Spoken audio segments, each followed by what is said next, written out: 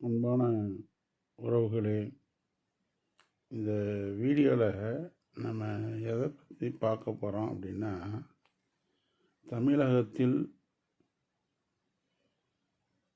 சமூக நீதி கொள்கையில் மிகவும் ஆளுமையாக இருந்த தந்தை பெரியார் அவர்களை பற்றி தான் இதில் நம்ம பேச போகிறோம்.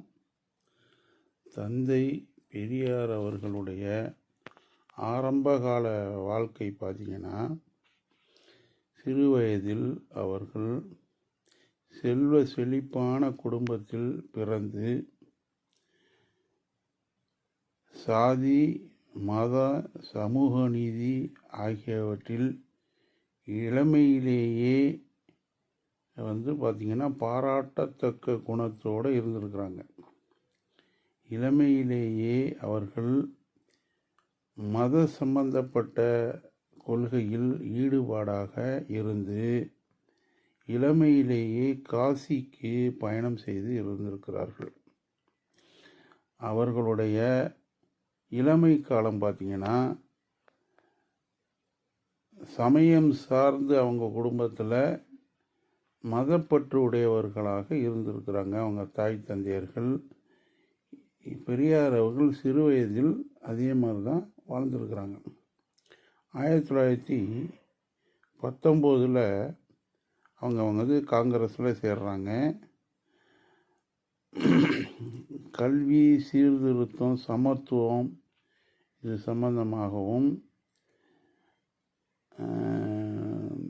கீழ்த்தட்டு, அதாவது ஏழ்மையான மக்கள், தாழ்த்தப்பட்ட மக்கள், சமூகத்தில் ஒடுக்கப்பட்ட மக்களுக்காக அவங்க தொடர்ந்து குரல் கொடுத்துக்கிட்டே இருந்திருக்கிறாங்க அவங்களுடைய வாழ்வியல் முன்னேற்றத்திற்கு. மேலும் கல்வி, பெண் கல்வி, அதே மாதிரி பொருளாதார முன்னேற்றம் இவற்றுக்கு மிகவும் முக்கியத்துவம் கொடுத்து அது சம்பந்தமான கொள்கைகளை அவர்கள் பிரச்சாரம் செய்து வந்திருக்கிறாங்க. மேலும் சாதி ஒழிப்பு, பெண் விடுதலை, மத சம்பந்தப்பட்ட மூட நம்பிக்கைகளை ஒழிப்பது, பகுத்தறிவு, மனித சமத்துவம் இவற்றுக்கு முக்கியத்துவம் கொடுத்து அந்த மாதிரி கருத்துக்களை முன்னெடுத்து மக்கள் மன்றத்தில், மக்களிடத்தில் அவங்க எத்தி வச்சிருக்கிறாங்க. அதே மாதிரி நீதி கட்சியுடைய ஆரம்பித்து அதோடைய தலைமை பொறுப்பை ஏற்றுக்கிறாங்க.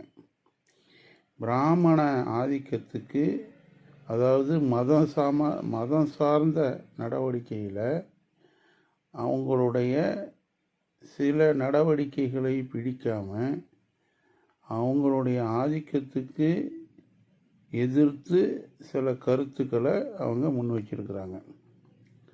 அதே மாதிரி திராவிட கழகத்தை 1948 நிறுவி திராவிட கொள்கைகளை மக்கள் மன்றத்தில் எடுத்து வச்சிருக்கிறாங்க.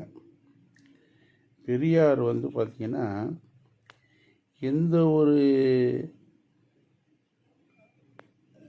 மத நம்பிக்கையில் மூட பழக்க வழக்கத்துக்கு எதிர்ப்பாக சில காரியங்களை முன்னெடுத்து மக்களுடைய வாழ்வியல் முன்னேற்றத்திற்கும் பொருளாதார முன்னேற்றத்திற்கும் கீழ்த்தரப்பட்ட மக்களுடைய கல்விக்கும், பெண் கல்விக்கும், குழந்தை மனத்தை அவங்க எதிர்த்திருக்கிறாங்க.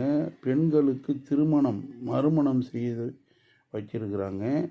அதுவும் இல்லாமல் அவங்களுடைய நடத்தி வைத்த திருமணங்கள் அனைத்தும் மிகவும் எளிமையாக திராவிட முறைப்படி எல்லாருடைய மக்களும் ஏற்றுக்கொள்ளக்கூடியதாகவும் செயல்படுத்தக்கூடியதாகவும் இருந்திருக்கு.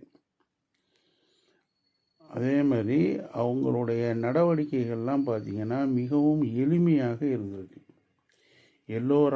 எல்லோராலும் பலதரப்பட்ட மக்களும் கீழ்த்தட்டு மக்களும் அவங்களுடைய கொள்கைகளை ஏற்று அவங்களுடைய வாழ்வியலை பின்பற்றி நடக்கக்கூடிய வகையில் அவங்களுடைய நடவடிக்கை மிகவும் எளிமையாக இருந்திருக்கு.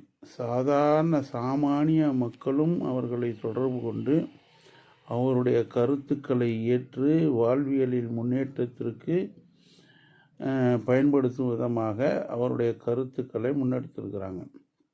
அதே மாதிரி சாதி ஒழிப்பு, குழந்தைகள் திருமணத்திற்கு எதிராக சில மீட்டிங் போட்டு பேசியிருக்கிறாங்க. தமிழக மக்களுக்கு மட்டும் இல்லாமல் தென்னிந்தியாவில் கேரளா, கர்நாடகா, அதே மாதிரி நார்த்து சைடில் பார்த்திங்கன்னா மும்பை போன்ற இடங்களுக்கும் சென்று திராவிட கருத்துக்களை எத்தி வச்சிருக்கிறாங்க. அதே மாதிரி இந்தி திணிப்புக்கு எதிர்ப்பு தெரிவிச்சிருக்கிறாங்க. கடவுள் மறுப்பு கொள்கையை பார்த்திங்கன்னா அவங்கள பெரியார் அவர்களை கடவுள் மறுப்பாளர்னு சில பேர் சொல்லலாம். ஆனால் அவருடைய கடவுள் சம்பந்தப்பட்ட கொள்கை எப்படி இருந்துச்சுன்னா, கடவுள் சார்ந்து மக்களுக்கு ஒடுக்கப்படுவதற்கும், கீழ்த்தட்டு மக்களை அடிமைப்படுத்துவதற்கும், மத சார்ந்த ஜாதி சார்ந்த முறையில் ஏற்படக்கூடிய தீய நடவடிக்கைகளுக்கு எதிராக அவர்கள் கடவுளின் பெயரால் நடக்கக்கூடிய அநியாயங்களுக்கு எதிராக அடித்தட்டு மக்கள், கீழ்த்தட்டு மக்கள், ஏழ்மையான மக்களை அன்னைக்கு இருந்த சாதி தீவிரமாக செயல்பாட்டாளர்கள், கடவுள் கொள்கையில் தீவிரமான செயல்பாட்டாளர்கள் அவர்களை மக்களை ஒடுக்கும் பொழுது மதத்தை கையில் எடுத்து, கடவுளை கையில் எடுத்து மக்களை தவறான நடவடிக்கைகளுக்கு முன்னேற்பாடு செய்யும் பொழுது அப்படியான கருத்துக்களுக்கு தான் அவங்க எதிர்ப்பு தெரிவிச்சிருக்காங்களே ஒழிய ஓரிரை கொள்கை, அதாவது பெரியார் அவர்கள் என்ன சொல்லியிருக்காங்கன்னா, கடவுளுக்கு உருவத்தை கொடுத்து கடவுளின் பெயரால் மக்களை இழிவுபடுத்தாதீர்கள், அடிமைப்படுத்தாதீர்கள் என்று தான் சொல்லியிருக்காங்களே ஒழிச்சு சிறு வயதில் அவர்களும் கடவுளை ஏற்று, அவர்களுடைய தாய் தந்தையர்களும் கடவுளை ஏற்று கடவுள் சம்பந்தப்பட்ட நடவடிக்கைகளில், சடங்குகளில் ஈடுபட்டிருக்காங்கங்கிறது அவங்களுடைய வரலாறை படிக்கும்போது தெரியுது. ஆனால் அவருடைய கருத்துக்கள் பார்த்திங்கன்னா மக்களுடைய வாழ்வியலுக்கும் பொருளாதார முன்னேற்றத்திற்கும், குறிப்பாக கல்வியில் மக்கள் முன்னேறுவதற்கு மிகவும் பாராட்டக்கூடிய நடவடிக்கைகளை அவர்கள் செய்து கொண்டு இருந்திருக்கிறாங்க. அதுவும் இல்லாமல் வயோதிக காலத்தில் வீட்டில் இருந்து ஓய்வு எடுக்கக்கூடிய உடல்நிலை இருந்தும் அவர்கள் இந்த மக்களுக்காக தன்னுடைய பணியை தொடர்ந்து செஞ்சுக்கிட்டே இருந்திருக்கிறாங்க. அதாவது பார்த்திங்கன்னா இவங்களுடைய கொள்கையில், இவர்களுடைய சிந்தனையில்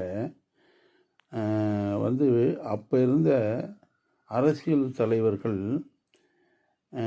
இவங்களுடைய கொள்கையை பாராட்டி அதை ஃபாலோ பண்ணி, அதாவது குறிப்பாக சிஎன் அண்ணாதுரை, கலைஞர் கருணாநிதி அவர்கள் அவங்களுடைய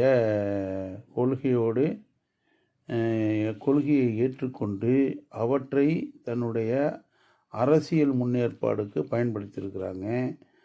திராவிட கழகத்தை அவங்க ஃபாலோ பண்ணி அதை முன்னிறுத்தி அரசியலில் ஈடுபட்டிருக்கிறாங்க. இதெல்லாம் பார்த்திங்கன்னா இந்த தமிழ்நாட்டில் பெரியாருடைய கொள்கையானது எப்பொழுதும் நிலைத்திருக்கக்கூடிய வகையில் தமிழ் மண் இருக்கும் வரைக்கும் அவங்களுடைய கொள்கை இந்த தமிழகத்திலும் சரி, தமிழ் சார்ந்த இடங்களிலும் சரி, அதாவது தமிழர் வாழக்கூடிய அனைத்து இடங்களிலும் பெரியாருடைய கொள்கை என்றென்றும் நிலைத்திருக்கும். பலதரப்பட்ட மக்கள் பெரியாருடைய கொள்கையை ஏற்று தனது வாழ்வியலில் அவற்றை கடைபிடித்து முன்னுக்கு வந்திருக்கிறாங்க. இன்னைக்கு பெண்கள் அதிக அளவில், அதாவது கீழ்த்தட்டு மக்கள் ஏழ்மை நிலையிலிருந்து கல்வியை கொண்டு முன்னுக்கு வந்து வேலைவாய்ப்பில் முன்னுக்கு வந்து உயர்ந்த பதவியில் இருக்கிறாங்கன்னா, இன்னைக்கு பெரியாருடைய அன்றைய நடவடிக்கைகள் அதற்கு வழிவகுத்திருக்கிறது என்பதை யாராலும் மறுக்க முடியாது. ஒரு சில குறுகிய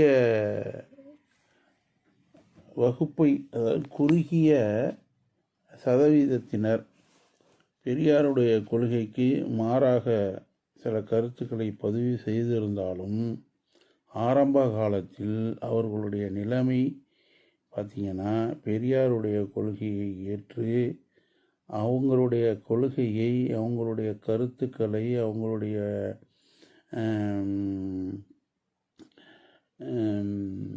அறிவிப்புகளை, அவங்களுடைய எழுத்துக்களை மக்களிடத்தில் எடுத்து போய் வைத்து அவங்கள் தன்னை தானே அறிமுகப்படுத்தி கொண்டு அதை வைத்து பிரபலம் அடைஞ்சிருக்காங்களே ஒழிய, பெரியாருடைய கருத்துக்களை எதிர்ப்பவர்களுக்கும் தெரியும், பெரியார் அவருடைய செயல்களால் இந்த தமிழகத்தில் மட்டுமல்லாமல் தென்னிந்தியாவில் மட்டும் இல்லாமல் தமிழர்களெல்லாம் உலகத்தில் எங்கெல்லாம் இருக்கிறாங்களோ அவங்கெல்லாம் பெரியாருடைய கொள்கையால் கவரப்பட்டு அவற்றை ஃபாலோ செய்து தன்னுடைய வாழ்வியலை முன்னேற்றத்திற்கு வழிவகுத்திருக்குதுங்கிறது வந்து பலதரப்பட்ட மக்களாலும் எல்லா தரப்பு மக்களாலும் ஏற்றுக்கொள்ளக்கூடிய அவருடைய கருத்துக்கள் பாராட்டக்கூடியது. இதில் முக்கியமான ஒரு விஷயம் என்னென்னா, பெரியாருடைய கருத்துக்களை அனைத்து சாதியினரும், அதாவது மக்களுக்கு ஏதாச்சும் நன்மை செய்யணும், இந்த நாட்டுக்கு ஏதாச்சும் நன்மை செய்யணும்,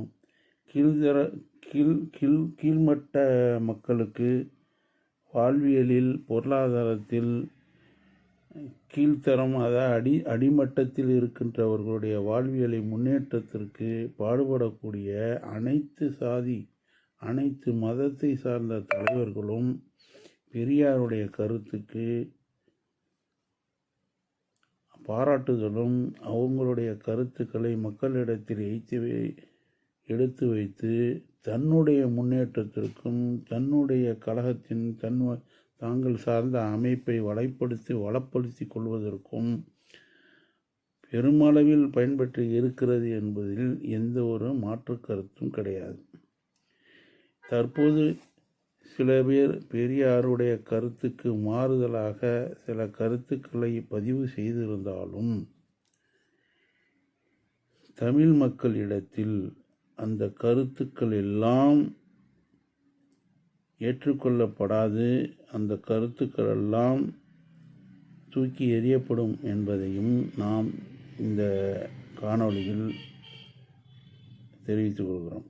ஏனென்றால் பெரியாருடைய கருத்துக்கள் சமூக நீதி சம்பந்தப்பட்டதும், பெண் விடுதலை சம்பந்தப்பட்டதும், குழந்தைகள் முன்னேற்றத்திற்கும் கல்வி முன்னேற்றத்திற்கும் ஏழ்மையான மக்களுடைய பொருளாதார முன்னேற்றத்திற்கும் மிகவும் பயனுள்ளதாக இருந்திருக்கிறது.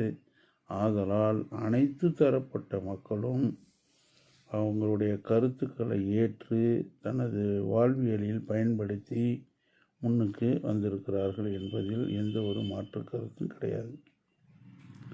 மேலும் பெரியார் அவர்கள் இந்த வயோதிக காலத்திலும் தன்னுடைய உடல்நிலையையோ தன்னுடைய குடும்ப சூழ்நிலையையோ எவற்றையும் பார்க்காமல் தொடர்ந்து மக்களுக்காக தொண்டாற்றி வந்திருக்கிறார்கள் என்பதில் எந்த ஒரு மாற்று கருத்தும் கிடையாது.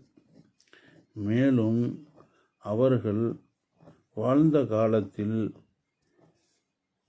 பத்திரிகைகளை நடத்தி, பத்திரிகைகள் மூலமாக விடுதலை போன்ற பல பத்திரிகைகளை நடத்தி மக்களுக்கு அவங்க எந்த கருத்தை சொல்லணும்னு நினைச்சாங்களோ அந்த கருத்துக்களை எத்தி வச்சிருந்துருக்கிறாங்க. அந்த காலத்தில் இருந்த சில அரசியல் தலைவர்களும் பெரியாருடைய கருத்துக்களை முன்னெடுத்து அரசியல் செஞ்சிருக்கிறாங்க. அரசியலில் அவங்களுடைய கருத்துக்களை மக்களிடத்தில் கூட்டத்திலெல்லாம் பேசி அதை வச்சு தன்னுடைய அரசியல் வாழ்க்கையை நிலைநிறுத்தியிருக்காங்க என்பதில் எந்த ஒரு மாற்று கருத்தும் கிடையாது. இதனால் பெரியாருடைய கருத்துக்கள் என்றென்றும் இந்த தமிழகத்தில் நிலைத்து நிற்கும். மனித சமுதாயம் இந்த உலகத்தில் வாழ்கின்ற வரை பெரியாருடைய கருத்துக்களை யாராலும் மறைக்க முடியாது, யாராலும் அவற்றை தடுக்க முடியாது என்பதை இந்த காணொளியில் நாம் தெரிவித்துக் கொள்கிறோம். மேலும் இந்த காணொளியில் பெரியாருடைய கருத்துக்களுக்கு சில பேர் தடை போட்டு அவற்றை மறைக்க வேண்டும் என்று நினைத்தாலும் ஒரு காலமும் அது அவருடைய கருத்தை மறைக்க முடியாது. பெரியார் என்பவர் ஒரு சமூக நீதி சிற்பியாக வாழ்ந்திருக்கின்றார். தன்னுடைய உடல்நிலையையோ தன்னுடைய குடும்ப சூழ்நிலையையோ புறந்தள்ளிவிட்டு இந்த மக்களுக்காக இந்த வயோதிக காலத்திலும் தொடர்ந்து பணி செய்து கொண்டு இருந்திருக்கிறார் என்பதும், அவர் மறைகின்ற காலம் வரை தொடர்ந்து மக்களுக்காக பணி செய்து கொண்டிருக்கின்றார். சாதி ஒழிப்புக்காகவும் மதம் சார்ந்த கடவுள் பெயரை கொண்டு அன்று நடந்த சில வெறுக்கத்தக்க நடவடிக்கைகளுக்கும் ஏற்றுக்கொள்ள முடியாத தவிர்க்கக்கூடிய நடவடிக்கைகளுக்கும் அவர் எதிராக தன்னுடைய கருத்துக்களை தான் நடத்தி வந்த பத்திரிகையின் வாயிலாகவும் தான் நடத்திய சில பல கூட்டத்தின் வாயிலாகவும் தொடர்ந்து அவற்றுக்கு எதிர்ப்பு தெரிவித்து வந்திருக்கின்றார் என்பதில் எந்த ஒரு மாற்று கருத்தும் கிடையாது. ஆதலால் அனைத்து தரப்பட்ட மக்களாலும் அனைத்து சாதியினரும் அனைத்து மதத்தினரும் பெரியாருடைய சமூக நீதி கருத்துக்களை ஏற்று அவற்றை இன்று வரையில் தொடர்ந்து கடைபிடித்து வருகின்றார்கள். இன்று வரை அவருடைய கருத்துக்களை முன்னிறுத்தி சில பல இடங்களிலும் சில பல கூட்டங்களிலும் அது சம்பந்தமான கருத்துக்களை மக்களிடத்தில் எத்தி வைத்து பாராட்டை பெற்று வந்து கொண்டே இருக்கின்றார்கள் என்பதும், தொடர்ந்து அவருடைய கருத்துக்கள் இந்த தமிழ் சமுதாயத்தில் நிலைத்து நிற்கும். அதை ஒரு காலமும் தடுக்கவோ மறைக்கவோ முடியாது என்பதை தெரிவித்துக் கொள்கிறோம். மேலும் இந்த காணொளியை தொடர்ந்து இந்த டிவி சேனலை தொடர்ந்து நடத்துவதற்கு நீங்களும் சரி, உங்களை சார்ந்தவர்களும் சரி, உங்கள் குடும்பத்தினரும் சரி, உங்களுடைய நண்பர்களுக்கும் சரி, ஃப்ரெண்ட்ஸ் அண்ட் ஃபேமிலிக்கு ஷேர் பண்ணுங்கள், சப்ஸ்கிரைப் பண்ணுங்கள், லைக் பண்ணுங்கள். தொடர்ந்து ஆதரவு தாருங்கள். இது போன்ற அறிவு சார்ந்த கருத்துக்கள் இந்த டிவி சேனலில் தொடர்ந்து ஒளிபரப்பப்படும் என்பதை தெரிவித்துக் கொள்கிறேன். மேலும் பெரியார் என்பவர் சமூக நீதிக்கான சிற்பி. பெரியார் என்பவர் பெரிய ஆர், சிறு ஆறு கிடையாது, பெரிய ஆர். அவற்றை எந்த தடுப்பணை போட்டாலும் அவருடைய கருத்துக்களை ஒரு காலம் தடுக்க முடியாது. சுனாமி எவ்வாறு 20 அடி தென்னை மரம் உயரத்துக்கு நீங்கள் அணைகளை போட்டாலும் அதையும் மீறி எவ்வாறு சுனாமியை தாக்கும் பொழுது தண்ணீர் வெளிப்பட்டு வந்து மக்களிடத்தில் சேர்கின்றதோ அதேபோல் பெரியார் என்பவர் தனிப்பட்ட ஒரு மனிதர் அல்ல, அது சமூக நீதிக்கான வாழ்வியல் பெரிய ஆறு. அந்த ஆற்றை யாராலும் தடுப்பணை போட்டு தடுக்க முடியாது என்பதையும் அவருடைய கருத்துக்கள் இந்த தமிழ் மக்கள், தமிழ் இனம் இந்த உலகத்தில் வாழ்கின்ற வரை, இந்த உலகம் இருக்கின்ற வரை அவருடைய கருத்துக்கள் தொடர்ந்து நிலைத்து நிற்கும், மக்களுக்கு பயனுள்ளதாக இருக்கும், பயன்பட்டு இருக்கும். அவருடைய வாழ்வியலை தொடர்ந்து மக்கள் பயன்படுத்துவார்கள் என்று சொல்லி இந்த காணொளியை நிறைவு செய்கின்றேன். உறவுகளே, தொடர்ந்து ஃப்ரெண்ட்ஸ் அண்ட் ஃபேமிலி இந்த சேனலை ஷேர் செய்யுங்கள், சப்ஸ்கிரைப் செய்யுங்கள், லைக் செய்யுங்கள். தொடர்ந்து எங்களுக்கு ஆதரவு தாருங்கள். இது போன்ற கருத்துக்களை நாங்கள் தொடர்ந்து அறிவு சார்ந்த கருத்துக்களை இந்த ஆர்டிவி சேனல் தொடர்ந்து ஒளிபரப்பு செய்து கொண்டு இருப்போம் என்று சொல்லி இதை நிறைவு செய்கின்றேன். நன்றி.